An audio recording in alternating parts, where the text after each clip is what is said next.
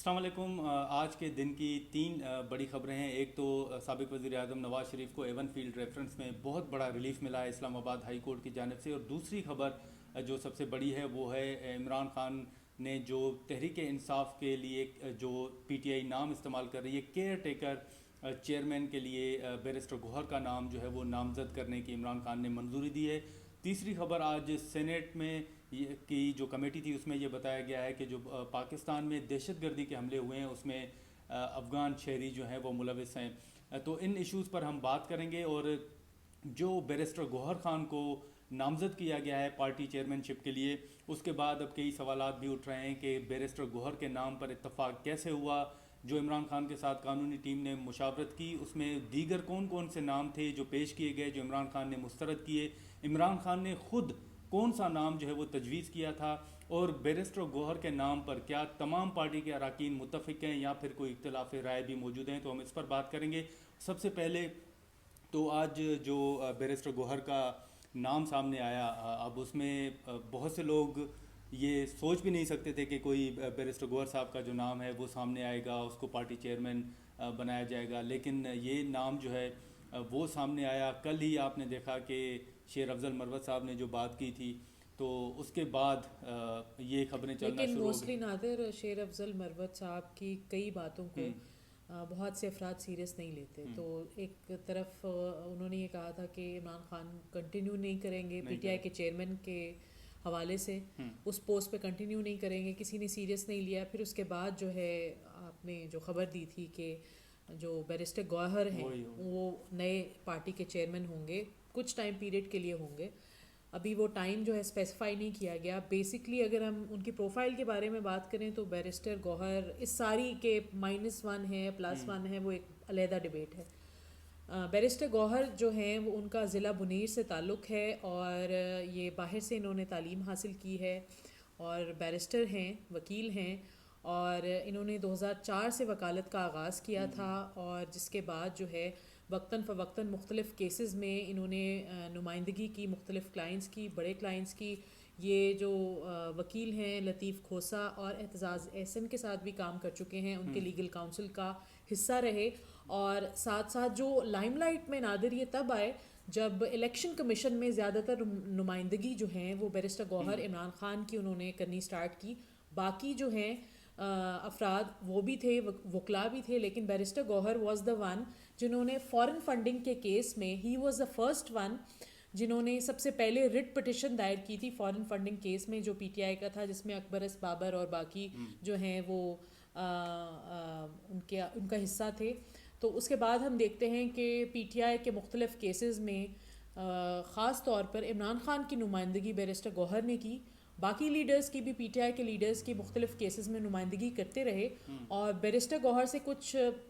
روز پہلے میری بات ہو رہی تھی تو انہوں نے یہ بتایا کہ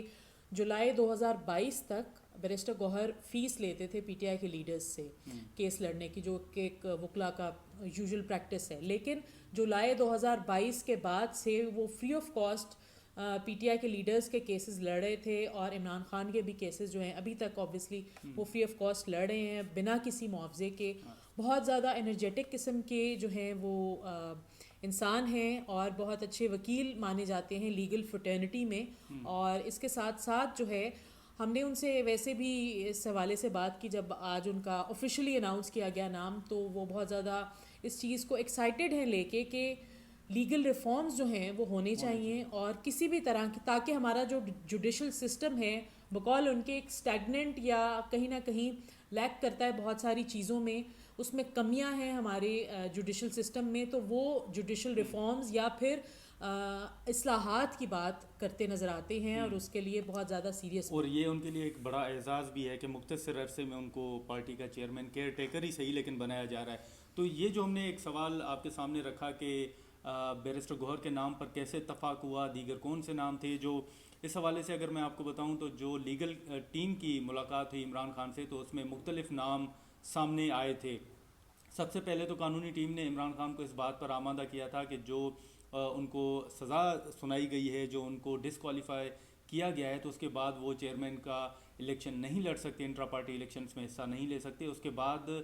اس بات کا فیصلہ ہوا کہ چلیں پھر نیکسٹ پارٹی چیئرمین کے لیے کون امیدوار ہو سکتا ہے. تو اس کے لیے سب سے پہلے تو جو فیملی کے نام تھے جس میں علیمہ خان صاحبہ تھیں, بشرا بی بی صاحبہ تھیں, ان کے نام بھی آئے, لیکن عمران خان نے ان کے ناموں پر اتفاق نہیں کیا اور کہا کہ ان کی سیاست ہی اس کے خلاف رہی ہے کہ موروثی سیاست جو ہے وہ نہیں ہونی چاہیے. جو ایک نام عمران خان نے خود تجویز کیا تھا وہ تھا جو سینئر وکیل ہیں حامد خان صاحب, ان کا نام تھا. عمران خان نے قانونی ٹیم کے سامنے یہ نام رکھا کہ حامد خان صاحب کیسے رہیں گے اگر ان کو پارٹی کا چیئرمین بنایا جائے. نادر, آپ کو کیا لگتا ہے کہ حامد خان کو کیوں چوز نہیں کیا گیا؟ انہوں نے اصل میں جیسے تحریک انصاف کے کچھ ذرائع سے ہماری بات ہوئی, جو سینئر رہنما ہیں ان سے ہماری بات ہوئی, تو انہوں نے کہا کہ ہم کوئی ایسا بندہ لانا چاہ رہے تھے جیسے سب کو لگے, ایون الیکشن کمیشن بھی محسوس کرے کہ یہ میرٹ پر جو ہیں وہ الیکشن ہوئے ہیں اور دیکھیں ایک جونیئر جو بندہ تھا اس کو پارٹی کا چیئرمین بنایا گیا ہے. تو اس حوالے سے دوسرا کو کی ایک بات بھی ہو رہی تھی کہ ایسا فیل نہ ہو کہ کوئی کو ہونے جا رہا ہے. تو ایک چیز یہ تھی. دوسرا, حامد خان کے نام کے بعد جب قانونی ٹیم نے اپنی رائے رکھی کہ وہ بھی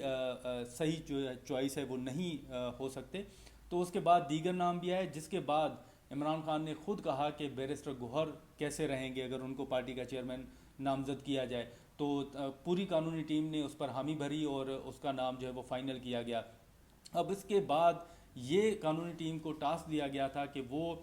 آج 3 بجے جو ہے وہ پریس کانفرنس کریں گے. انہوں نے کی بھی, لیکن شیر افضل مروت صاحب نے کل ہی یہ بتا دیا تھا کہ وہ انتخابات میں حصہ نہیں لیں گے عمران خان صاحب, اور کوئی اور پارٹی چیئرمین ہوں گے. تو اب یہ بھی سوال اٹھ رہا ہے کہ بیرسٹر گوہر کے نام پر کیا پارٹی پوری کی پوری پارٹی متفق ہے یا پھر اختلاف رائے موجود ہے؟ وہ خبریں بھی تو آ رہی ہیں نا کہ کچھ پارٹی جو لیڈرز ہیں پی ٹی آئی کے وہ اتفاق نہیں کرتے. ہاں, تو یہی ہے کہ کچھ لوگوں کی یہ رائے ہے, کچھ جن رہنماؤں سے ہماری بات چیت ہوئی ہے ان کی یہ رائے ہے کہ یہ ایک بہت بڑا اعزاز ہے, بہت بڑا عہدہ ہے, تو ایک جونیئر بندے کی بجائے لیگل ٹیم میں کچھ دیگر سینئر لوگ بھی موجود تھے تو ان کا انتخاب کیا جاتا تو بہتر رہتا. تو اختلاف رائے ضرور ہے, لیکن کیونکہ عمران خان نے مینڈیٹ دیا تھا لیگل ٹیم کو اور خاص طور پر علی ظفر صاحب کو کہ وہ پریس کانفرنس کریں گے اور وہ جا کے اناؤنس کریں گے, تو اب یہ فیصلہ ہوا ہے. اور اب یہ دیکھیں کہ آنے والے دنوں میں اس حوالے سے مزید کیا ڈیولپمنٹ ہوتی ہے. اور دوسرا, پی ٹی آئی نے 1 دسمبر کو کہا تھا کہ انٹرا پارٹی الیکشنز ہوں گے, لیکن اب وہ جو ہے 2 دسمبر کو انٹرا پارٹی الیکشنز جو ہیں وہ تحریک انصاف کے ہونے جا رہے ہیں. دوسری خبر اگر ہم آپ کو بتائیں تو جو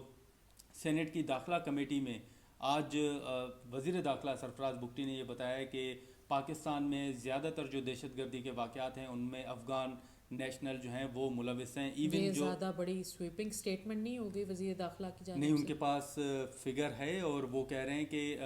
جو ریسنٹلی ایون جو میاں والی میں واقعہ ہوا وہ یہ یقین رکھتے ہیں کہ ان میں بھی افغان نیشنل جو ہیں وہ ملوث ہوں گے. اور دوسرا, انہوں نے ایک انسیڈنٹ بنو کا انہوں نے بتایا تھا کہ بنو کے جو واقعہ ہوا اس میں بھی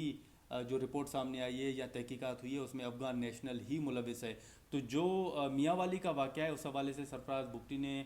کمیٹی کو یہ بتایا ہے کہ انہیں یقین ہے کہ اس میں بھی افغان نیشنل ملوث ہو سکتے ہیں. دوسرا, انہوں نے بتایا کہ جو پاکستان میں 26 دہشت گردی کے واقعات پیش آئے ہیں ان میں سے تقریباً 14 دہشت گردی کے واقعات میں افغان نیشنل ملوث ہیں. اور یہی وجہ ہے کہ جو چمن بارڈر پہ مظاہرہ ہو رہا ہے ان مظاہرین کو بھی آج مدعو کیا گیا تھا کمیٹی میں. چمن میں گزشتہ 45 روز سے احتجاج کیا جا رہا ہے جس میں بہت بڑی عوام جو ہے چمن کی وہ مسلسل دھرنا دیے ہوئے ہے, اور یہ اس بات کا ان کی مانگ یہ ہے کہ یہاں پر جو دہشت گردی ہے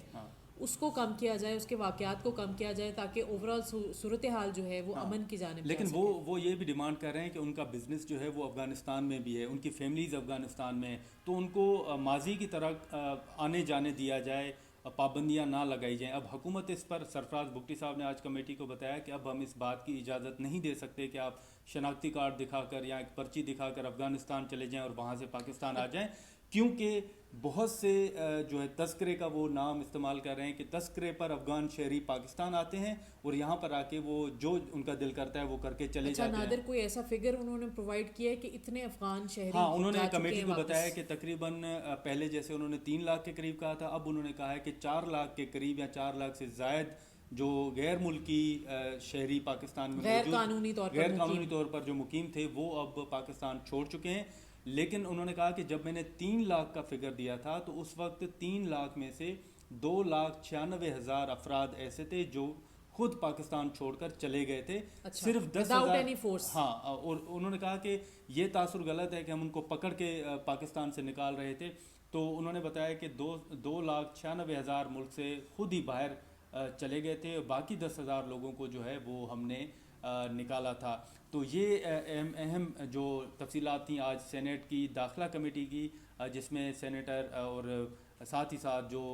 نگران وفاقی وزیر داخلہ ہیں سرفراز بگٹی, انہوں نے پیش کی ہیں.